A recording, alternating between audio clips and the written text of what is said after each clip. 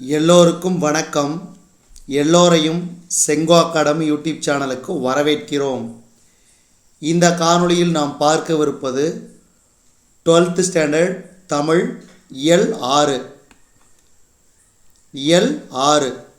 இதில் உரைநடை திரைமொழி, செய்யுள் கவிதைகள் ஆசிரியர் நகுலன், செய்யுள் சிலப்பதிகாரம் இளங்கோவடிகள், செய்யுள் மெய்ப்பாட்டியல் தொல்காப்பியர், துணைப்பாடம் நடிகர் திலகம், பாலச்சந்திரன் சுள்ளிக்காடு, இலக்கணம் காப்பிய இலக்கணம், செய்யுள் திருக்குறள் திருவள்ளுவர். முதல்ல ஒரு மதிப்பெண் வினா பார்க்க போகிறோம். பாருங்கள், முதல் கேள்வி. பலவும் தெரிக. ஆர்ப்பரிக்கும் கடல், அதன் அடித்தளம் மௌனம் மகாமௌனம், அடிகள் புலப்படுத்துவது. இதுக்கு ஆப்ஷன் இ. நிறைகுடம் நீர்த்தழும்பல் இல். ஆர்ப்பரிக்கும் கடல், அதன் அடித்தளம் மௌனம் மகாமௌனம், அடிகள் புலப்படுவது. நிறைகுடம் நீர்த்தழும்பல் இல். அடுத்து இரண்டாவது கேள்வி. 7 ஆண்டு இயற்றி ஓர் ஈராண்டில் சூழ்கழல் மன்னற்கு காட்டல். தொடர்களில் வெளிப்படும் செய்திகள். 7 ஆண்டு இயற்றி ஓர் ஈராண்டில் சூழ்கழல் மன்னற்கு காட்டல். தொடர்களில் வெளிப்படும் செய்திகள். மாதவி 7 ஆண்டுகள் வரை நாட்டியம் பயின்றாள். 26 வயதில் அரங்கேற்றம் செய்ய விரும்பினாள். அப்போ முதல் கூற்று சரி, இரண்டாவது கூற்றும் சரி. அடுத்து மூன்றாவது கேள்வி. பொறுத்துக. பாருங்க, ஆமந்திரிகை இது இடர்க்கை வாத்தியம். அரசு உவா பட்டத்து யானை. களைஞ்சு எடையளவு. களைனா மூங்கில்.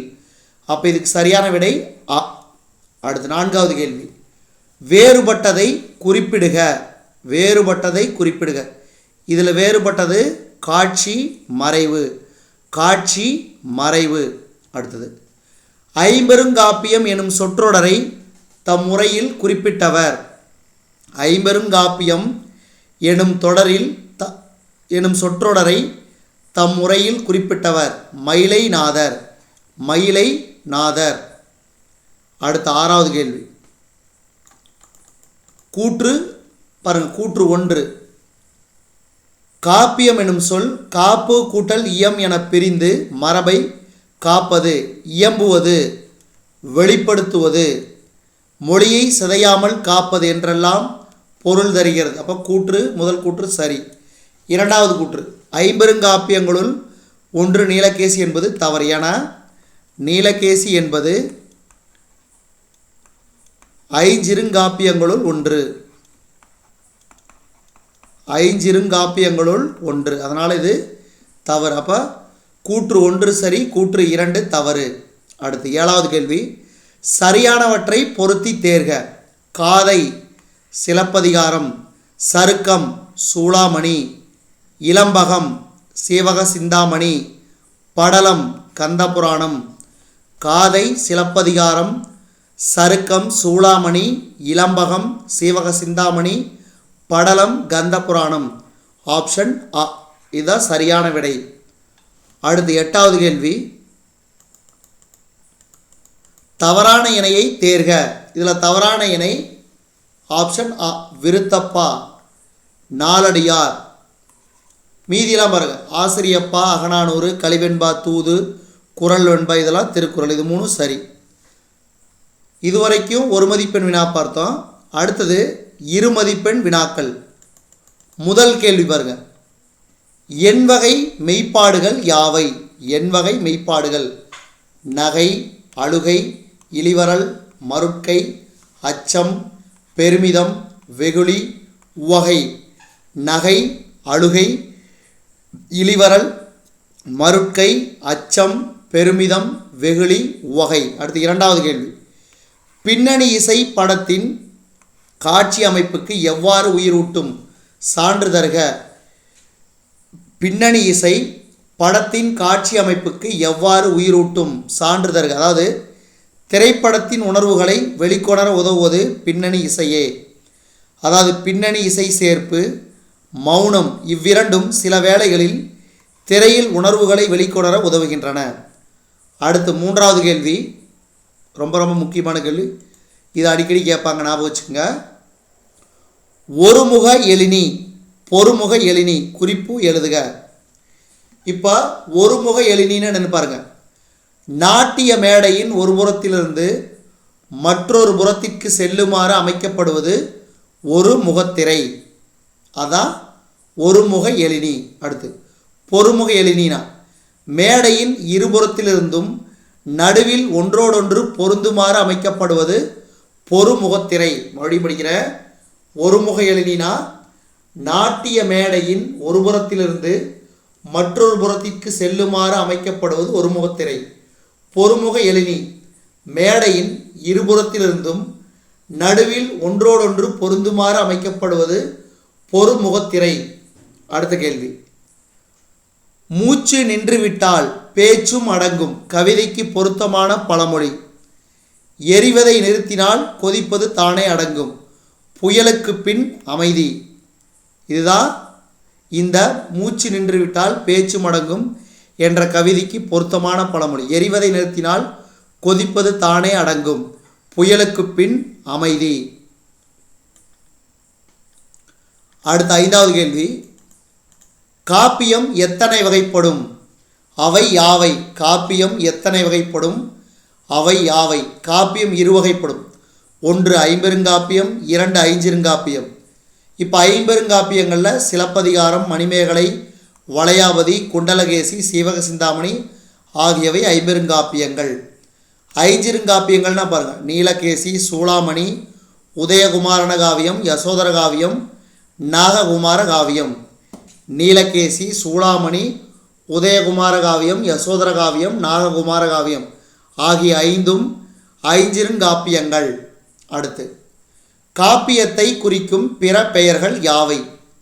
காப்பியத்தை குறிக்கும் பிற பெயர்கள் இதிகாசம், புராணம், இலக்கியம், சரிதம், காவியம் முதலான பெயர்கள் காப்பியத்தின் வேறு பெயர்கள். இதிகாசம், புராணம், இலக்கியம், சரிதம், காவியம் முதலான பெயர்கள் காப்பியத்தின் வேறு பெயர்கள். அடுத்து காப்பியத்தின் சிற்றுறுப்புகள் சிலவற்றை எழுதுக. காதை, சருக்கம், இலம்பகம், படலம் முதலானவை காப்பியத்தின் சிற்றுறுப்புகள் ஆகும். காதை, சருக்கம், இலம்பகம், படலம் முதலானவை காப்பியத்தின் சிற்றுறுப்புகள் ஆகும். அடுத்து 8வது கேள்வி, பாவிகம் விளக்குக. காப்பியத்தின் பண்பாக பாவிகம் என்பதை தண்டி அலங்காரம் குறிக்கின்றது. காப்பியத்தின் பண்பாக பாவிகம் என்பதை தண்டி அலங்காரம் குறிக்கிறது. காப்பிய கவிஞன் வலியுறுத்த விரும்பும் அடிப்படை கருத்தை பாவிகம் என்பர். காப்பிய கவிஞன் வலியுறுத்த விரும்பும் அடிப்படை கருத்தை பாவிகம் என்பர். உதாரணம், பிறனில் விளைவோர் கிளையொடுங்கெடுப. பிறனில் விளைவோர் கிளையொடுங்கெடுப என்பது கம்பராமாயணத்தின் பாவகம், பாவிகம். அடுத்தது இனி வருவது சிறுவினாக்கள். இப்போ ஒரு மதிப்பெண் வினா பார்த்தாச்சு, 2 மதிப்பெண் வினா பார்த்தாச்சு குறுவினாவில். அடுத்தது சிறுவினா. இதில் முதல் கேள்வி, நாட்டிய அரங்கின் அமைப்பை இளங்கோவடிகள் காட்சிப்படுத்தும் பாங்கு குறித்து உங்கள் கருத்தை எழுதுக. நாட்டிய அரங்கின் அமைப்பை இளங்கோவடிகள் காட்சிப்படுத்தும் பாங்கு குறித்து உங்கள் கருத்தை எழுதுக. சிலம்பு காட்டும் நாட்டிய ஆடல் அரங்கம். சிலம்பு காட்டும் நாட்டிய ஆடல் அரங்கம். பாருங்க, கற்றுணர்ந்த சிற்ப நூலாசிரியரால் நன்னிலத்தை ஆடல் அரங்கிற்காக தேர்ந்தெடுத்தனர். பொதிகை மலை போன்ற மலைகளிலே நீண்டு வளர்ந்த மூங்கில்களில் ஒரு சான் அளவு கணுக்களை கொண்ட மூங்கில்களை கொண்டு வந்தனர். கை பெருவிரலில் 24 அளவு கொண்டதாக அம்மூங்கில்களை வெட்டினர். அதில் 7 கோல் அகலமும் 8 கோல் நீளமும் 1 கோல் உயரமும் உடையதாக நாட்டிய அரங்கம் அமைக்கப்பட்டது. அரங்கின் உள்ளே வெளியே செல்லும் வழி அமைக்கப்பட்டது. அரங்கின் மேல்நிலை மாடத்தில் ஐம்பூதங்களை யாவரும் புகழும்படி சித்தரித்து வைத்தனர். தூண்களின் நிழல் அரங்கில் விழாதபடி அழகான விளக்குகளை நிறுத்தினர். ஒரு முகத்திரை பொறுமுகத்திரை அமைக்கப்பட்டது. முத்துக்களாலான மாலை அரங்கில் தொங்கவிடப்பட்டது. இவையே நாட்டிய அரங்கின் காட்சியாக இளங்கோவடிகள் காட்சிப்படுத்தும் பாங்கு.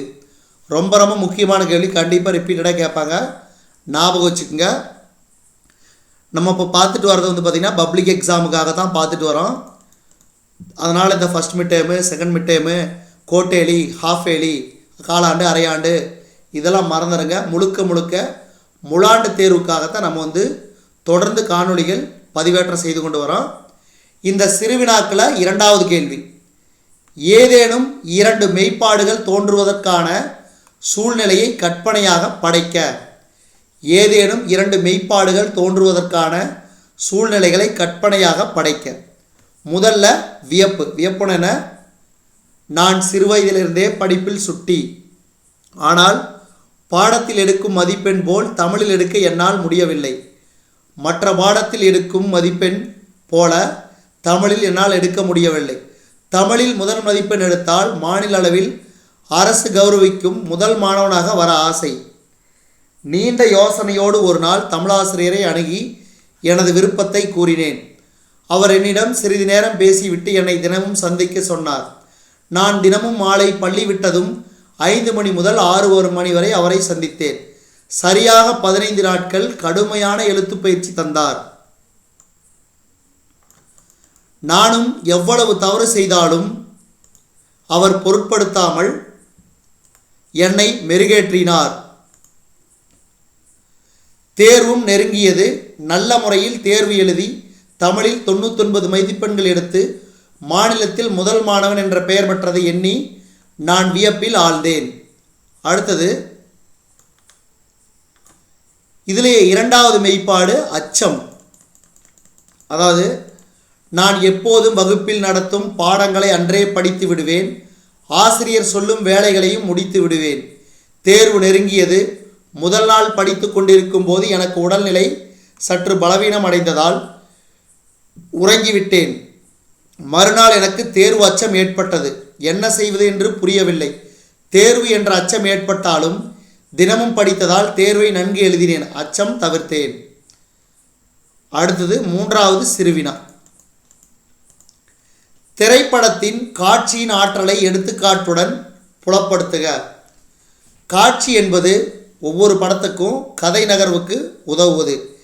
திரைப்படத்தின் காட்சிகள் சிறப்பாக இருந்தால் வசனத்திற்கு 2ஆம் இடம். திரைப்படத்தில் வசனமின்றி காட்சிகளை அடுத்தடுத்து வைப்பதன் மூலம் கதை சொல்லப்படும். காட்சிகள் மாறுவதை உணர்த்த ஒரு காட்சியை சிறிது சிறிதாக மங்களாக்கி காட்டி இருளாக்கி காட்டுவர். இதை காட்சி மறைவு என்பர். அடுத்த காட்சி தொடங்கும் போது இருட்டாக இருந்த பகுதி சிறிது சிறிதாக வெளிச்சமாக மாறி முழு காட்சியும் தெரியும். இதை காட்சி உதயம் என்பர். ஒரு காட்சி மறையும் போது அடுத்த காட்சி தெரிவது கலவை. பழைய காட்சி அளித்து அடுத்த காட்சி தோன்றுவது அளிப்பு. இப்படி பல்வேறு உத்திகள் காட்சி நகர்வுக்கு பயன்படுத்தப்படுகின்றன. இதுக்கு உதாரணம் பாருங்க. அதாவது, முதல் காட்சியில் தோழி ஒருத்தி கதாநாயகியிடம் தொடர்வண்டி பயணச்சீட்டை கொடுப்பாள். அடுத்த காட்சியில் கதாநாயகி தொடர்வண்டியில் இருப்பாள். முதல் காட்சி எண் 7. வீரையா தெரு என்று ஒருவர் முகவரியை சொல்லி கொண்டிருக்கும் போதே அந்த முகவரியில் சென்று காட்சி நிற்கும். இவ்விரண்டு தரவுகளிலும் காட்சி அமைப்பே ஆற்றல் உள்ளதாக வரையறுக்கப்பட்டுள்ளது. அடுத்த சிறுவினா. இது கடைசி சிறுவினா. பாருங்க, கவிதை என்பது கண்முன் நிகழ்வதையும் மனதில் நிகழ்வதையும் தொடர்புபடுத்தி சொற்சிமிழில் அடைக்கும் முயற்சி என்பதை நகுலன் கவிதையை கொண்டு நிறுவுக. கவிதை என்பது கண்முன் நிகழ்வதையும் மனதில் நிகழ்வதையும் தொடர்புபடுத்தி சொற்சிமிழில் அடைக்கும் முயற்சியே என்பதை நகுலன் கவிதையை கொண்டு நிறுவுக. நிரந்தரமாக இருக்க எண்ணினோம், நிரந்தரமில்லாமல் சென்று விடுகிறோம். உயர்ந்த கொள்கைகளும் உயிர் போனால் உதாசீனப்படுத்தப்படும். உண்மைகள் எல்லாம் சில உண்மைகளை திரைமறைவு செய்வதற்கே. ஆர்ப்பரிப்பில் அடங்காத மனம் அமைதியில் அடங்கிவிடும். அடுத்தது கடைசி லைன் பாருங்க. கடலில் உள்நிகழ்வே கடல் அலைகள், மனதின் வெளிப்பாடே புறச்செயல்கள். நகுலரின் கவிதைகளே இங்கே பேசப்பட்டுள்ளன. நகுலரின் கவிதையின் முழங்கு பொருளே இவை. மறுபடியும் இந்த கவிதையை படிக்கிற ஞாபகம் வச்சுக்கோங்க, ரொம்ப ரொம்ப முக்கியம். கண்டிப்பாக ரிப்பீட்டடாக கேட்பாங்க. நிரந்தரமாக இருக்க எண்ணினோம், நிரந்தரம் இல்லாமல் சென்று விடுகின்றோம். உயர்ந்த கொள்கைகளும் உயிர் போனால் உதாசீனப்படுத்தப்படும். உண்மைகள் எல்லாம் சில உண்மைகளை திரைமறைவு செய்வதற்கே. ஆர்ப்பரிப்பில் அடங்காத மனம் அமைதியில் அடங்கிவிடும். கடலின் உள்நிகழ்வே கடல் அலைகள், மனதின் வெளிப்பாடே புறச்செயல்கள். இதுவரைக்கும் நம்ம இந்த காணொளி வாயிலாக பார்த்தது, அதாவது பார்த்தீங்கன்னா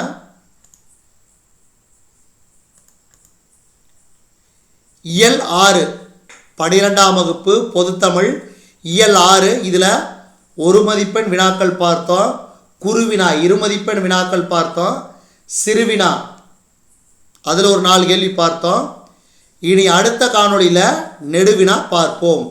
அதுக்கடுத்தது இலக்கணம், மொழிப்பயிற்சி, இந்த மாதிரி இலக்கிய நயம் பாராட்டுதல், அதெல்லாம் அடுத்தடுத்த காணொளியில் பார்ப்போம். இதுவரைக்கும் நம்ம சேனலில் ஏற்கனவே 5 இயல்கள் தொகுத்து வழங்கப்பட்டுள்ளது. அதை பார்க்காத மாணவர்களாகட்டும் அல்லது குரூப் 4 குரூப் 2க்கு படிக்கிற, அதாவது தமிழ் எலிஜிபிலிட்டி டெஸ்ட்டுக்கு படிக்கிற தேர்வர்களாகட்டும், அவங்களும் பார்த்துக்குங்க. எல்லோருக்கும் இது ரொம்ப ரொம்ப முக்கியம். தொடர்ந்து நம்ம சேனலோடு, அதாவது செங்கோ அகாடமி யூடியூப் சேனலோடு இணைந்திருக்க மறக்காமல் சப்ஸ்கிரைப் பண்ணிக்கங்க.